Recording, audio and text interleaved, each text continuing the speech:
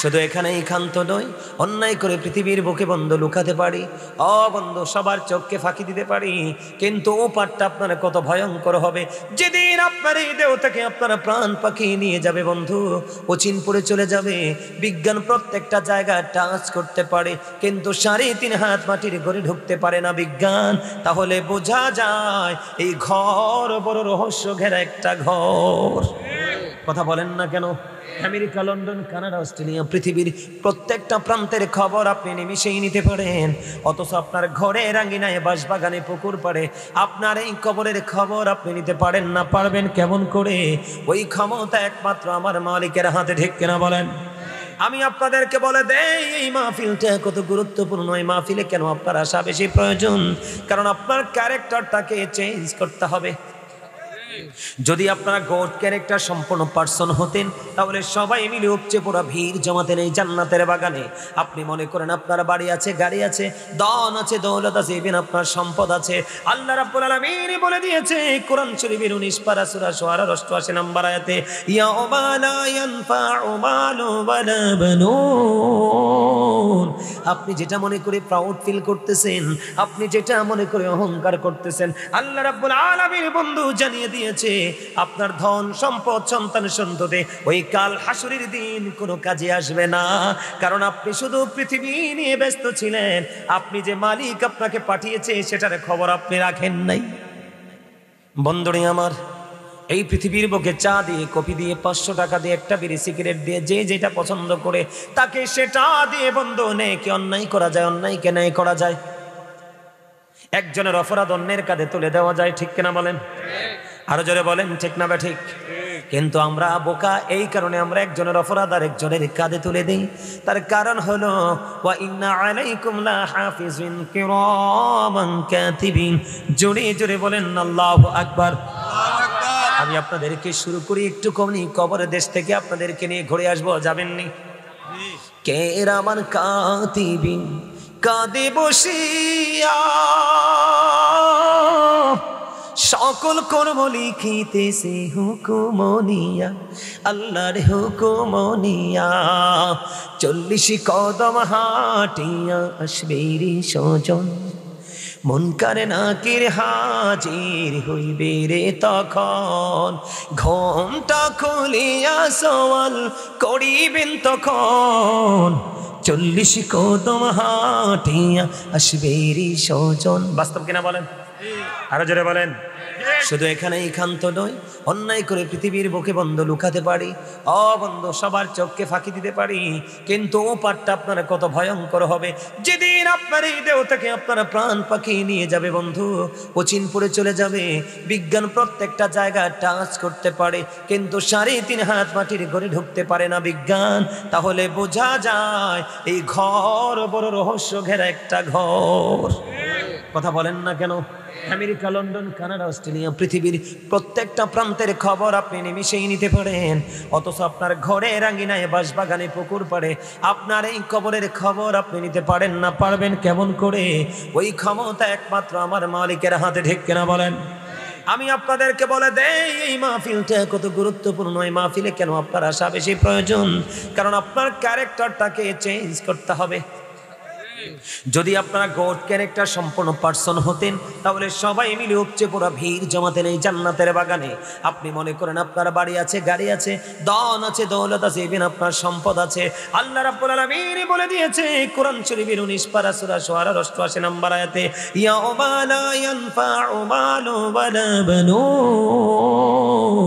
আপনি যেটা মনে করে প্রাউড ফিল করতেছেন, আপনি যেটা মনে করে অহংকার করতেছেন, আল্লাহ রাব্বুল আলামিন বন্ধু জানিয়ে দিয়েছে আপনার ধন সম্পদ সন্তান সন্ততি ওই কাল হাসরের দিন কোনো কাজে আসবে না। কারণ আপনি শুধু পৃথিবী নিয়ে ব্যস্ত ছিলেন, আপনি যে মালিক আপনাকে পাঠিয়েছে সেটার খবর আপনি রাখেন নাই। এই জন্য আমি প্রায় সময় বলে, বন্ধু যখন তোমার কেউ ছিল না তখন ছিলাম আমি, এখন তোমার সব হয়েছে, পর হয়েছি আমি। যখন তোমার কেউ রবে না, রব শুধু আমি। আমার কাছে আসতে হবে, মনে রেখো তুমি। তোরা চাস না কিছু, তোরা চাস না কিছু কারো কাছে খোদার মদদ ছাড়া, অন্যের ওপর ভরসা ছেড়ে নিজের পায়ে দাঁড়া। বুঝতে পারছেন না কিছু? বুঝতে পারছেন? এগুলো হিসাব করবেন বাড়ি থেকে। তাহলে ধন সম্পদ সন্তান সন্তনীয় কোনো কাজে লাগবে না। আপনি চাইলে কোনো টাকা দিয়ে কোনো ডোনেশন দিয়ে আজরাইলকে ফেরত দিতে পারবেন না। তাহলে মৃত্যুকে ঠেকানোর কোনো সুযোগ নাই। তার কারণ অল মেন উইল ডাই, সকল মানুষকেই মরতে হবে। কথা বলেন না কেন? আপনি ওই মৃত্যুবরণ করার পরে আপনাকে নিয়ে যাবে কবরে। ওই কবরের সম্পর্কে আল্লাহ রাব্বুল আলামিন আপনাকে আমাকে মেসেজ দিয়েছে কোরআন শরীফে 30 পারা সূরা ইনফিতরের মধ্যে খবর পেয়ে গেলাম। বন্ধু বলবনি إذا السماء انفطرت وإذا الكواكب انتثرت وإذا البحار فجرت وإذا القبور بعثرت علمت نفس ما قدمت وأخرت জোরে জোরে বলুন আল্লাহু আকবার। আমার আল্লাহ বলে দিয়েছেন বন্ধু ইদা সামাউ ফাতারাত, আমার আল্লাহ বলে দিয়েছে বন্ধু আকাশটা ভেঙে যাবে। কি হয়ে যাবে? আকাশটা ভেঙে চলে যাবে। আকাশটা ভেঙে চলে যাবে। বাঙ্গার পরে তারকাগুলো বিক্ষিপ্ত হয়ে ঝরে ঝরে পড়বে। সমুদ্র উদ্বেলিত হয়ে যাবে। এইখানে আসার কারণ হলো আমার আল্লাহ বলে দিয়েছেন ওয়াইদাল কুবুরু বুসিরাত আলিমাত নাফসুম মা কদ্দামাত ওয়া আখখারাত। আমার আল্লাহ বলে দিয়েছেন বন্ধু কবরটা ওপেন করা হবে। কবরটা যখন ওপেনিং হয়ে যাবে, ওপেনিং করে দিবে, তখন আপনার আমার জীবনে কে কি করেছি আর কি করেনি, তার মানে পৃথিবীর প্রত্যেকটা মানুষ যে যা করেছে, কে কি করেছে আর কি করেনি, সবগুলোই চোখের সামনে প্র্যাকটিক্যালি থাকবে। তাহলে লুকানোর কোনো সুযোগ নাই। একদিকে আল্লাহ কিরামান কাতিবিনকে কি দিয়ে দিয়েছেন? আপনার চিরস্থায়ী সিসি ক্যামেরা হিসাবে নিয়োগ দিয়ে দিয়েছেন। ঠিক কিনা বলেন? আর একদিকে আপনার আল্লাহ বলতেছেন কোরআন শরীফে 19 পারা সূরা শুআরায় 88 নম্বর আয়াতে আপনার সম্পদ সন্তান কোনো কিছুই কাজে লাগবে না। এই দিক দিয়ে আমার আল্লাহ কোরআন শরীফে 30 পারা সূরা ইনফিতরের মধ্যে বলতেছেন কবরটা ওপেন হয়ে গেলে আপনার আমার প্রত্যেকটা কর্ম ওপেন হয়ে যাবে। তাহলে বাঁচার কোনো উপায় আসেনি। কথা বলেন না কেন? এইবার আমি একটু হাদিস শরীফের দিকে নজর দেব। আপনার আমার প্রাণের রাসূল তিনি কি বলে দিয়েছেন? আল কবরু রাউজাতুম মির রিয়াদিল জান্নাতি ওয়া হুফরাতুম মিন হুফারিন নার।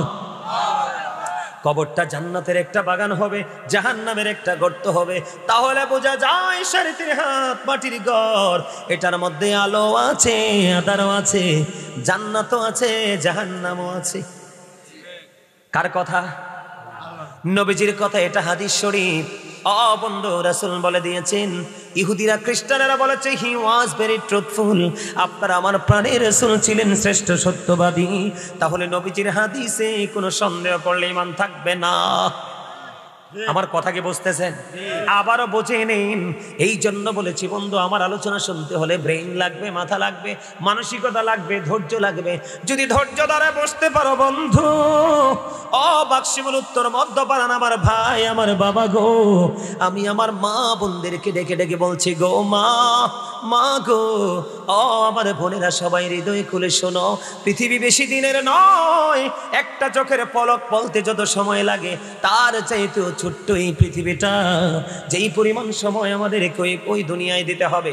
আবার মনে করিয়ে দেই আপনার আমার ধন সম্পদ কোনো কাজে লাগবে না। ওই দিক দিয়ে আল্লাহ বলেছেন কবর ওপেন হওয়ার পরে আপনার সকল নেগেটিভ পজিটিভ কর্ম ওপেনিং করা হবে। আপনি আমি প্র্যাকটিক্যালি দেখতে পারবো, জানতে পারবো। কার কথা? আরো জোরে বলেন।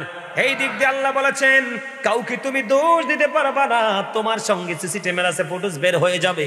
আমার দিকে তাকান, কি বার হয়ে যাবে? ফুটেজ বের হয়ে যাবে। রাসূল বলতেছেন কবরটা জান্নাত হবে, জাহান্নাম হবে। আপনি কি করবেন? জান্নাত এবং জাহান্নাম আমি আপনাদেরকে বলি। জাহান্নামে অনন্তকাল বন্ধু জাহান্নামে থাকবে বেঈমান কাফেরেরা। আমার আল্লাহ বলেছেন উইদ্দাত লিল কাফিরিন, you have to go to hell. বেঈমান কাফেরের জন্য আমার আল্লাহ বরাদ্দ করেছেন বন্ধুকে জাহান্নাম। অনন্তকাল তারা জাহান্নামে থাকবে, তাদের মুক্তির কোনো রাস্তা নেই। কিন্তু মুসলমানেরই হবে 73টা দল। কয়টা?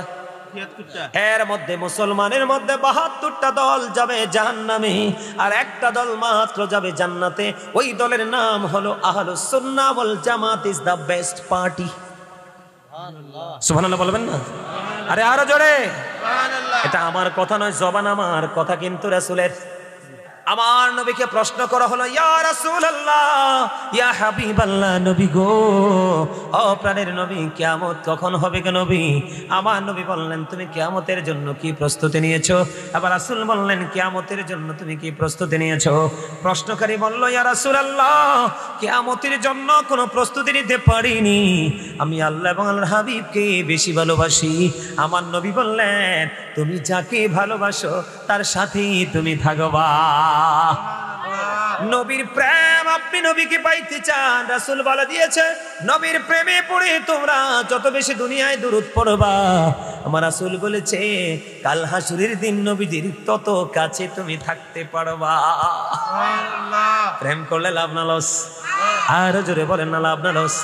নবীর প্রেমের খবর শুনবেন নি? বন্ধু, প্রেমটা কেমন ছিল রে নবীর সঙ্গে? বন্ধু, নবী যখন পৃথিবী থেকে চলে গেল, বন্ধু, একটা গাধা আছে, গাধার নাম ছিল বন্ধু আকির। আকির নামক একটা গাধা নবীজি যখন পৃথিবী থেকে চলে গেল, ওই আকির নামক গাধা শুধু কান্দে কান্দে রে, আমি আর কি জীবনে কোনোদিন প্রাণের নবীকে আমি দেখতে পাবো না এই চর্মচক্ষু দ্বারা। কোথায় গেল গো প্রাণের নবীজি? কেমন করে পাবো গো? কোথায় গেলে পাবো গো? ওই আকির নামক গাধা শুধু কান্দে কান্দে রে। বন্ধু, শুধু এখানেই ক্ষান্ত নয়, 3 দিন 3 রাত্র সে কোনো খাবার পানি খায় না, 4 দিন 4 রাত্র পর্যন্ত সে কোনো খাবার খায় না রে। 3 দিন 3 রাত্র মতান্তরে 4 দিন 4 রাত্র পার হয়ে গেল, কোনো খাবার খায় না, কোনো পানি খায় না। বন্ধু, 3 দিন মতান্তরে 4 দিন 4 রাত্র পরে নবীর বিরহ সইতে না পেরে গভীর সমুদ্রে ঝাঁপ দিয়েছে, তার নিজের জীবনটা দিয়ে দেয়। জোরে জোরে বলুন না সুবহানাল্লাহ। আপনি পারছেন নি? আপনার আমার প্রেম তো সেই গাধার প্রেমের সাথে তুললে হারে যাবে। কথা বলেন না কেন? শুধু তাই নয়, আমি শুনতে পেয়েছি, আমার মা বোনের আলোচনা শুনে রে, শুধু পুরুষরাই আমার নবীর সঙ্গে প্রেম করে নাই, বন্ধু, নারীরাও আমার নবীকে জানের চাইতে বেশি ভালোবেসেছে, জীবনের সব কিছুর চাইতে বেশি ভালোবেসে। হযরত নুসেবা খবর পাইলেন প্রাণের নবীজি উহুদের ময়দানে শাহাদাত বরণ করেছে। এই কথা শোনার পরে বন্ধু, হযরত নুসেবা শুধু দৌড়ায় রে, দৌড়ায়, শুধু নবীর প্রেমে শুধু উহুদের ময়দানের দিকে দৌড়ায়। দৌড়াইতে দৌড়াইতে যাইতে যাইতে যাইতে যাইতে বন্ধ, হঠাৎ করে নবীজি এই নুসেবার কাছে খবর চলে আসলো, রে নুসেবা, যুদ্ধের ময়দানে তোমার ভাই তো শহীদ হয়ে গেছে।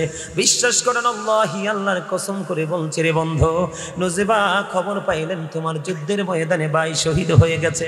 নুসেবা বন্ধু দাঁড়ায় না, দৌড়ায় শুধু নবীর প্রেমে। আরো কিছু দূর গেলেন, যাওয়ার পরে খবর চলে আসলো, রে নুসেবা, যুদ্ধের ময়দানে তোমার ভাই শাহাদাত বরণ করেছে রে নুসেবা। বন্ধু, এরপরে ওই নুসেবা দাঁড়ায় না, দৌড়ায় শুধু নবীর প্রেমে উহুদের ময়দানের দিকে। আরো দূর চলে গেল, যাওয়ার পরে খবর চলে আসলো, রে নুসেবা, যুদ্ধের ময়দানে তোমার স্বামীও শহীদ হয়ে গেছে, শাহাদাত বরণ করেছে। একটা নারীর জীবনে বন্ধু তার ভাই, তার বাবা, তার স্বামীর চাইতে গুরুত্বপূর্ণ আর কিছু নাই রে, ঠিক কিনা বলেন? একে একে করে 3টা তার গুরুত্বপূর্ণ পুরুষ বন্ধু জীবন দিয়ে দিল, কিন্তু নুসেবা একটা সেকেন্ডের জন্য বন্ধু দাঁড়াইলো না, দৌড়ায় শুধু দৌড়ায়, যাইতে যাইতে যাইতে যাইতে বন্ধু প্রাণের নবীর সাথে দিদার হয়ে গেল। এবার প্রাণের নবী যে একটা ডাক দিয়ে বললেন, আরে নুসেবা, আজকে তোমার অনেক বড় ক্ষতি হয়ে গেল গো। নুসেবা এবার একটা ডাক দিয়ে বললেন, যখন বলল নুসেবা একটা ডাক দিয়ে বললেন, ইয়া রাসূলুল্লাহ, ইয়া হাবিবাল্লাহ, নবী, নবী গো, প্রাণের নবী, যুদ্ধের ময়দানে আমার ভাই, আমার বাবা, আমার স্বামী শহীদ হয়ে গেছে। ইয়া রাসূলুল্লাহ, ইয়া হাবিবাল্লাহ, নবী গো, সব শহীদ হয়ে গেছে, আমার বিন্দু পরিমাণ কোনো দুঃখ নাই গো। ইয়া রাসূলুল্লাহ, আমি আপনাকে পেয়েছি তো সব পেয়ে গেছি। জোরে জোরে বলুন না সুবহানাল্লাহ। সুবহানাল্লাহ ওয়ালহামদুলিল্লাহ, লা ইলাহা ইল্লাল্লাহ, সুবহানাল্লাহ, মুহাম্মাদে ইল্লাল্লাহ, লা ইলাহা ইল্লাল্লাহ, লা ইলাহা আরশি কুরসি লৌহ কলম সৃষ্টি জাহান ওসিলা আরশি কুরসি লৌহ কলম সৃষ্টি জাহান ওসিলা নিচে আল্লাহ খুশি হইয়া নাম রাখিলেন হাবিবুল্লাহ সুবহানাল্লাহ। পারেন না জিকির করতে? সুবহানাল্লাহ ওয়ালহামদুলিল্লাহ লা ইলাহা ইল্লাল্লাহ মুহাম্মাদুর রাসূলুল্লাহ সাল্লাল্লাহু আলাইহি ওয়াসাল্লাম। বন্ধুরে আমার, শুধু এখানেই ক্ষান্ত নয়, আমার দিকে তাকান। ভালো লাগেনি শুনতে নবীর প্রেমের খবর? কথা বলেন না কেন? আমার নবী মদিনায় থাকা অবস্থায় 27টি যুদ্ধ করেছেন। কয়টি? এর মধ্যে সবচেয়ে বড় যুদ্ধ হলো বন্ধু উহুদের যুদ্ধ। যুদ্ধের ময়দানে আপনার আমার প্রাণের নবীর দিকে বেঈমান কাফেররা বৃষ্টির মতো বন্ধু তীর নিক্ষেপ করতেছে। কিসের মতো? বৃষ্টির ফোঁটা যখন আসে, বৃষ্টি যখন পড়া হয় বিরামহীন ভাবে পড়ে না? কথা বলেন। দ্রুত গতিতে এবং বিরামহীন ভাবে পড়তে থাকে বন্ধু। বৃষ্টি যখন বৃষ্টির মতো পড়তে থাকে, এমন ভাবে ওই বেঈমান কাফিরেরা আমার নবীকে চিরতরে পৃথিবী থেকে বিদায় করে দেওয়ার জন্য বৃষ্টির মতো যখন তীর নিক্ষেপ করতে লাগলো, হযরতে তালহা রাদিয়াল্লাহু তাআলা আনহু আমার নবীকে বন্ধু আপন করে জড়িয়ে ধরলো। জড়িয়ে যখন ধরলো, একটা দুইটা নয়, বন্ধু একটা একটা করে 70টা তীরের আঘাত এসে তার গায়ে লাগলো।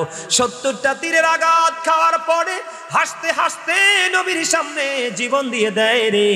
প্রাণের নবীর জন্য নিজের জীবনটাকে কোরবানি করে ওই তালহা রাদিয়াল্লাহু তাআলা আনহু নিজের জীবনকে তিনি ধন্য মনে করেছেন।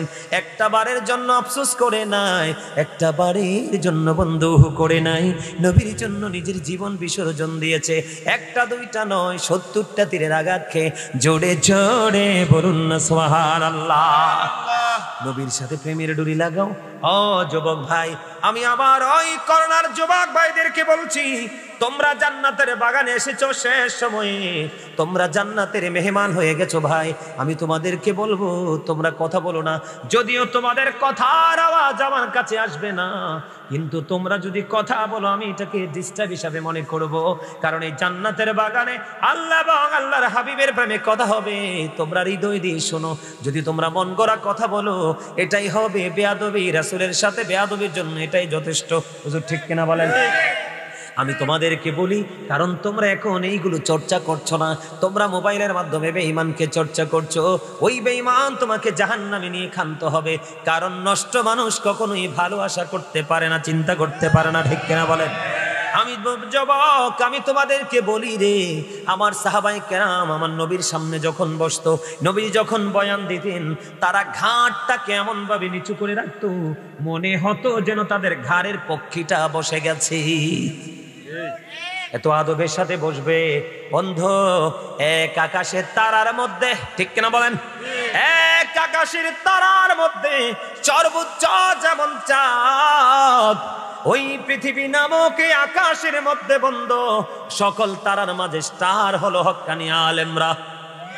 কথা বলেন না কেন? আপনারা হলেন ওই এক আকাশের তারা। ওই এক আকাশের তারার মধ্যে উজ্জ্বল আলোকিত হয়ে ফিরে আসি পূর্ণিমার চাঁদ। ঠিক কিনা বলেন? আপনার সমাজে, আপনার মহল্লায়, আপনার আত্মীয় স্বজনের মধ্যে বন্ধু যদি কোনো হক্কানি আলেম থাকে, তবে 73 দল মুসলমান হবে, 73 দলের মোল্লাই হবে বন্ধু আলেম। এর মধ্যে 72 দল এবং 72 দলের নেতৃত্বদাতা আলেম যাবে জাহান্নামে। মাত্র একটা দল এবং তার লিডার যাবে জান্নাতে, যেই দলের নাম হলো আহলুস সুন্নাত ওয়াল জামাত। এটা আমার কথা নয়, রাসূল বলে গেছে। আমি আপনাদেরকে বলি, ওই আলেমদের জবান হবে মধুর চেয়ে মিষ্টি, চরিত্র হবে ফেরাউনের মতো, আত্মাটা হবে বাঘের মতো হিংস্র। তাদের নামাজ দেখলে আপনি মনে করবেন আপনার নামাজ হচ্ছে না, তাদের রোজা দেখলে আপনার রোজাকে তুচ্ছ মনে হবে।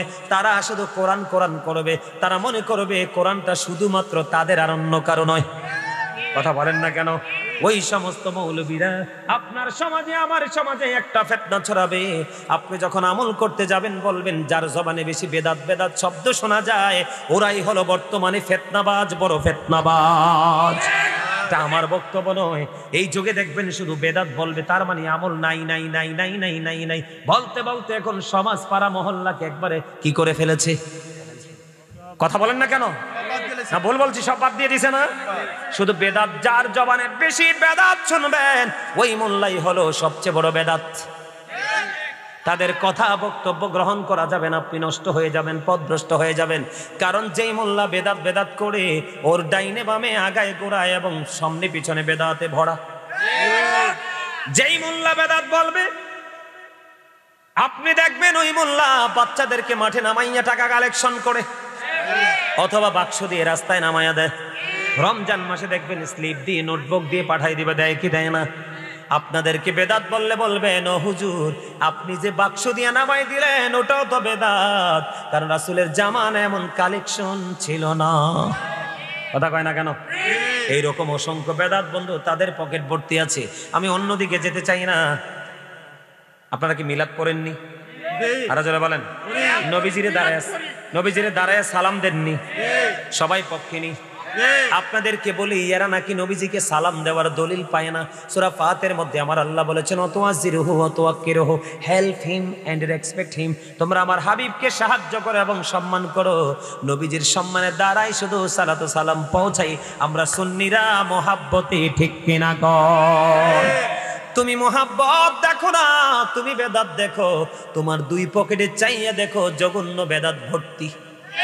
কথা কয় না কেন? ভুল বলেছি আমি? এদের কথা বিশ্বাস করা যাবে না বন্ধু। আমার নবী কি জিন্দা না মুর্দা? আল আম্বিয়া ওয়া আহইয়াউন ফি কুবুরিহিম ইউসাল্লুন। নবীরা তাদের আপন আপন রওজায় জিন্দা নামাজরত অবস্থায়। আপনি নবীজিকে পৃথিবীর বুকে মানুষকে আমরা সম্মান করি কি করি না? তখন তো তুমি দলিল খোঁজো না, নবীর ক্ষেত্রে তুমি কেন দলিল খোঁজো? সাহাবারা নবীর সম্মানে দাঁড়িয়েছে। এখনো পর্যন্ত এখানে হাজী সাহেব আছেন কিনা জানি না, এখনো পর্যন্ত আপনি মদিনায় যান, রাসূলের রওজার কিনারে এক সেকেন্ডের জন্য বসতে পারবেন না। দাঁড়াই এক দরজা দিয়ে ঢুকে আরেক দরজা দিয়ে সালাম দিয়ে বের হতে হয়। সবাই নবীকে দাঁড়ায় সালাম দে। তোমার ভালো না লাগলে তুমি দিও না, আমি আমার নবীর প্রেমে পড়ে করি। যেমন আমি আপনাদেরকে বলি উহুদের ময়দানে নবীজির দান্দান মোবারক শাহাদাত বরণ করলো। কি করলো? শাহাদাত বরণ করলো। নবীজির দান্দান যখন শহীদ হয়ে গেল বন্ধু, নবীজির দাঁত মোবারক পড়ে গেল, এবার রক্ত মোবারক পড়া শুরু হয়ে গেল। মালিক বিন সিনান দেখি সহ্য করতে পারলো না, দৌড়ে চলে গেল, প্রাণের নবীজির ব্লাড রক্ত মোবারক চুষতে শুরু করলো। এবার প্রাণের নবীজি একটা ডাক দিয়ে বলল, রে মালিক বিন সিনান রক্তগুলো ভক্ষণ করো না, জমিনে ফেলে দাও। এবার মালিক বিন সিনান একটা ডাক দিয়ে বললেন, ইয়া রাসূলুল্লাহ, ইয়া হাবিবাল্লাহ, নবী গো, আমি আমার আল্লাহর ইজ্জতের কসম করে বলছি গো নবী, আপনার একটা ফোঁটা রক্ত আমি উহুদের জমিনে পড়তে দিব না। এই কথা বলে বলে বন্ধু, বন্ধু, মালিক বিন সিনান রক্ত মোবারক ভক্ষণ করতে শুরু করলো। আমার প্রাণের নবীর শেষ রক্তের ফোঁটা মোবারক যখন চোষা শেষ হয়ে গেল, গোটা পৃথিবীর মানুষগুলোকে আমার নবী ডেকে বললেন, হাদিস শরীফের মধ্যে এসেছে, আমি আজকে বাক্সিমল উত্তর মধ্যপাড়ার আমার ভাই, আমার বাবা, আমি আমার মা বোনদেরকে বলে যাই গো, তোমাদেরকে আমি ডেকে ডেকে বলে যাই, আমার নবী বলেছে উহুদের ময়দানে আমার নবীজির রক্ত মোবারক চোষার কারণে গোটা পৃথিবীর মানুষগুলোকে ডেকে ডেকে বলল, তোমরা দুনিয়ায় যদি কোনো মানুষ দেখতে চাও জান্নাতি, তাহলে ওই মালিক বিন সিনানকে দেখে নাও, কারণ আমার নবীর প্রেমে পড়ে সে রক্ত ভক্ষণ করেছে। আপনারা বলেন কোরআনে হুজুর আমার সিনিয়র মানুষ, ওনাকে জিজ্ঞেস করবেন। বন্ধ, কোরআনের কোথাও নাই নবীজি রক্ত খাওয়ার কথা, হাদিসের কোথাও নাই নবীজির রক্ত ভক্ষণ করার কথা রে। কিন্তু নবীর প্রেমে পড়ে মালিক বিন সিনান রক্ত খাইয়া দুনিয়ায় জান্নাতের সার্টিফিকেট পেয়ে গেল। আমি নবীকে ভালোবেসে দুরূদ পড়ি, সালাম পড়ি, মিলাদ পড়ি, তুমি আমাকে মহাব্বতের উম্মত না বইলা তুমি আমাকে বেদাতি বলে ইনকার করেছ। আমি আপনাদেরকে বলি, আমার নবীজির আগমনে আপনারা মিলাদ পড়েন কি পড়েন না? খুশি হন কি হন না? এই দুনিয়ার বুকে অসংখ্য মানুষ তার সন্তানের জন্মদিন পালন করে, ওই যারা বেদাত বলে ফতুয়া দেয় তারা জন্মদিনে খাইতে যায়। কথা কন না কেন? মিলাদ যদি বেদাত হয়, খানা কেমনি জায়েজ হয়? কথা ঠিক নেই?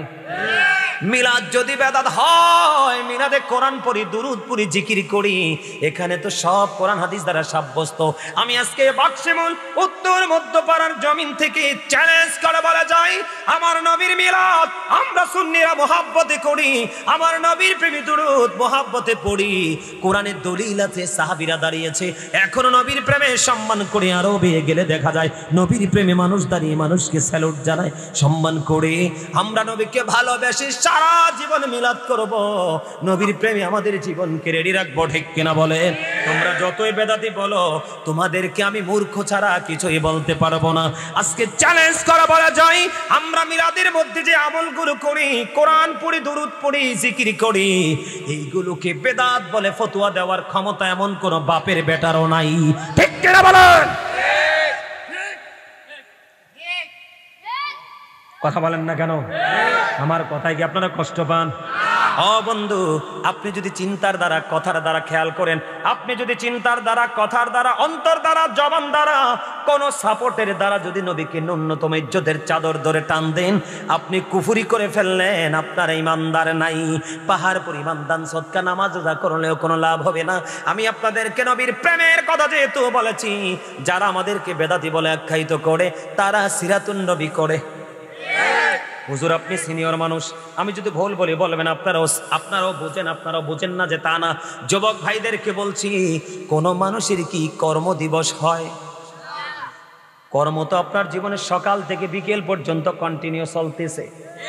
কর্মদিবস কি আসেনি? কোনো সচেতনতা, তাকওয়া, ঠিক কিনা বলেন? আমার কথা আপনারা বুঝতেছেন? আরো জোরে। এই জন্য বন্ধু, আমরা ধোকার মধ্যে থেকে, আমার দিকে তাকান, আমরা ধোকার মধ্যে থেকে আল্লাহর গোলামি থেকে দূরে চলে গেলাম। ধোকা মানে দুনিয়ার প্রেম, দুনিয়ার মহাব্বত। হাদিস শরীফের মধ্যে রাসূল বলেছেন, বন্ধু দুনিয়া এবং দুনিয়ার মধ্যে যা কিছু আছে সব অভিশপ্ত, কিন্তু দ্বীনের শিক্ষা অর্জন করা, মাওলার জিকির করা, এই দুটো করা এবং করতে যা সহযোগিতা করে, এই দুইটা ছাড়া, যা সহযোগিতা হান ছাড়া আর বাকি সব বন্ধু অভিশপ্ত। কেন অভিশপ্ত বললাম? আমি সূরা আল ইমরানের 185 নম্বর আয়াতের শেষ অংশ থেকে আমি একটুখানি বন্ধু কোরআন শরীফের 19 পারা সূরা শুআরার 88 নম্বর আয়াতে যাব। আমার কোনো ভয় নেই, আমার কোনো টেনশন নেই। আমার উস্তাদ তুল্য হুজুর আমার পাশে বসে আছে। ত্রুটি হতে পারবে, ত্রুটি হতে পারে, কারণ ভুলের ঊর্ধ্বে কেউ নয়। কথা কন না কেন? ভুল যদি করি হুজুর আমাকে ধরিয়ে দিবে, আমি ওনার ছাত্র তুল্য ধরিয়ে দিতে পারে, এটার কোনো কি সমস্যা? এই জন্য বন্ধু আমি আপনাদেরকে বলছি, ধোকার মধ্যে পড়ে আছি আমরা। এই ধোকাটা আপনাকে কতটা পরিপূর্ণ ধোকার দিকে নিয়ে যাবে, এটা বোঝানোর জন্য আমি আপনাদেরকে বলে দিতে চাই। কোরআন শরীফের 19 পারা সূরা শুআরা 88 নম্বর আয়াতে আমার আল্লাহ বলে দিয়েছেন, ইয়াউমা লা ইয়ানফাউ মালু ওয়ালা বানুন। জোরে বলেন আল্লাহু আকবার। আর জোরে বলেন আল্লাহু আকবার। আর জোরে। আপনারা কি অসুস্থ? আরে আপনাদেরকে জবান দিছে আল্লাহ কি জন্য? ভোট খাওয়ার জন্য, বাদাম খাওয়ার জন্য? পাশে দেখলাম চৌরাস্তায় দোকানপাটে বসে বসে মানুষের বদনাম গাওয়ার জন্য। যুবকদেরকে বলছি, বন্ধুদেরকে নিয়ে অপ্রাসঙ্গিক, অগ্রহণযোগ্য, অপ্রত্যাশিত ভাবে বক্তব্য দেওয়ার জন্য। জবান কি জন্য দিছে সেটাই তো জানেন না, জানলে তো আওয়াজ বড় হতো। আল্লাহ রাব্বুল আলামিন বলেছেন জবান দিছে কি জন্য শোনেন। আল্লাহ রাব্বুল আলামিন বলেছেন, remember me then I will remember you. Allah বলেছেন remember me then I will remember you. Allah বলেছেন ফাযকুরুনি আযকুরুকুম, তোমরা আমাকে স্মরণ করো, আমি তোমাদেরকে স্মরণ করব। আর জোরে কর না সুবহানাল্লাহ। তার স্মরণ মানে বাংলা হলো স্মরণ, ইংলিশে হলো, আরবিতে হলো জিকির, ইংলিশে বলা হয় রিমেম্বার। তার মানে আপনাকে আল্লাহ রাব্বুল আলামিন জবান দিয়েছে কি জন্য? আল্লাহকে স্মরণ করার জন্য, আল্লাহকে ডাকার জন্য, আল্লাহর জিকির করার জন্য। তবে আল্লাহ রাসূল সমাধান দিয়েছে খুব চমৎকার। প্রত্যেকটা পার্সন ডবল পার্সন, প্রত্যেকটা পার্সন কি ডবল পার্সন। আমার দিকে তাকান, এই যে আমাদের মাথা থেকে পা পর্যন্ত বডি স্ট্রাকচারটা, এটার নাম কি? মানুষ। এই মানুষকে ইংলিশে বলা হয় ম্যান অথবা পার্সন। আর আল্লাহর কোরআনের ভাষা এটাকে বিভিন্ন রূপে আল্লাহ ডেকেছেন। আল্লাহ কখনো বলেছেন ইয়া আইয়ুহান নাস, আবার কখনো বলেছেন ইয়া আইয়ুহাল ইনসান। এটা হলো কি? এই মাথা থেকে পা পর্যন্ত বডি স্ট্রাকচারটা। আবার বলছি, you listening my lecture very attentively. আমার কথা সবাইকে মন দিয়ে শুনতে হবে। আমার এটা ক্লাস চলতেছে, আপনারা সবাই আজকে আমার স্টুডেন্ট। যতক্ষণ আমি আলোচনা করব, এটা যদি মনে করতে পারেন তাহলে এখান থেকে কিছু নিয়ে যেতে পারবেন। আর না হয় যদি আপনি বলেন আই এম এ হিরো, আমি বলবো ইউ আর জিরো। কারণ আপনি নিজেকে হিরো মনে করা তো প্রাউড ফিল করা, আল্লাহ ডাজন্ট লাইক দ্য প্রাউড, আল্লাহ অহংকারীকে পছন্দ করে না। ইন্নাহু লা ইউহিব্বুল মুস্তাকবিরিন। আল্লাহু আকবার, আরো জোরে। আচ্ছা কোন তো খাবারে লবণ না দিলে খাইতে পারবেন? কেন? স্বাদ হবে না। Thank you very much, absolutely right answer. আমার ব্ল্যাকম্যান কালো ভাই কি কনফিডেন্স উত্তর দিয়েছে দেখছেন? বিবেক এমন একটা জিনিস আল্লাহ সবাইকে দেয় না, বিবেক হলো আল্লাহর দেওয়া এক নূর। বিবেক নামক নূরের ছোঁয়া যার লেগেছে তার লাইফ ফিউচার ব্রাইট হয়ে গেছে, তার ফ্যামিলি, তার মহল্লা, ইভেন তার যে বাংলাদেশ, তার কান্ট্রি, দেশের মুখ উজ্জ্বল করতে পারে একজন বিবেকবান। হুজুর কি বলেন? যেমন আমি ওরকম গুনাহগার অহংকার করে বলছি না। প্রত্যেক দিন যখন লাইভ চলে ইউরোপ থেকে এসে এমন কোনো দেশ নাই যে আমার আলোচনায় লাইভে থাকে না। আপনার আমার ভক্ত যে কত কোটি কল্পনা করতে পারবেন না। তো আমি তো আপনার থানার, আপনার ইউনিয়নের লোক। আপনার কি ভালো লাগে না শোনে? কথা বলেন না কেন? ভালো লাগে না শোনে? কারণ আমার টার্গেট ছিল আমি যদি বেঁচে থাকি একদিন অনেক বড় একজন আলোচক হব। আমার এই মাথায় অনেক বুজুর্গ লোকেদের হাত লেগেছে। এর মধ্যে সবচেয়ে মজার ব্যাপার, ডক্টর আহমদ পেয়ারা বাগদাদি পীর সাহেব কেবলা ওনার পবিত্র হাত দিয়ে অনেকবার দোয়া করে দিয়েছেন। যাওয়ার সময় কিতাব দিয়ে গেছে। আর সেই দোয়া এবং কিতাব থেকে আমার রাস্তা পরিবর্তন হতে লাগলো। আর এখনো পরিবর্তন হচ্ছেই তো হচ্ছে। রাস্তা হাঁটতেছি লম্বাই হচ্ছে, কিন্তু ছোট হচ্ছে না। এটাকে নিয়ামত কিনা? আরো জোরে বলেন। এই জন্য আপনাদেরকে বলতেছি, আমার ভাইকে বলছি, কেন স্বাদ নাই? খাবার লবণ না দিলে যেমনি মজা হয় না, মজা না হইলে যেমনি খাওয়া যায় না, ঠিক তেমনি ভাবে আপনি যদি আল্লাহ এবং আল্লাহর হাবিবের প্রেমিক হতে না পারেন, কখনো আপনার কাছে আমল মজা লাগবে না। আর আমল যদি মজা না লাগে, আপনাকে কেউ কখনো আমল করাইতে পারবে না। প্রত্যেকটা পার্সন কি ডবল পার্সন? কথা বুঝেন? আমার হাদিস কিন্তু ওইখানে রাইখা দিছি, হাদিসের ব্যাখ্যা দিয়ে শুরু করবো ওয়াজ। কথা কি বুঝতে পারেন আমার? সবাই বলেন। তাইলে আমরা দেহের সংক্ষিপ্ত পরিচয় পেয়ে গেলাম। এই দেহ কিন্তু আসল না, এটা কিন্তু আসল না, এটা হচ্ছে খাঁচা। এই দেহের ভিতরে আরেকটা মানুষ আছে, যেটাকে আল্লাহর কোরআনের ভাষায় বলা হয় রূহ। ইংলিশ এটাকে বলা হয় সোল, বাংলাতে এটাকে বলা হয় আত্মা। আল্লাহ বলেছেন, say the soul is the order of my lord. Allah বলেছেন, কওলির রূহু মিন আমরি রব্বি, first tense, present tense, future tense, অতীত, বর্তমান, ভবিষ্যৎ। কেন? আত্মাটা হলো আল্লাহর ওয়ার্ডার, জাস্ট নির্দেশ। আত্মাটা কি? জাস্ট আল্লাহর ওয়ার্ডার, একটা নির্দেশ।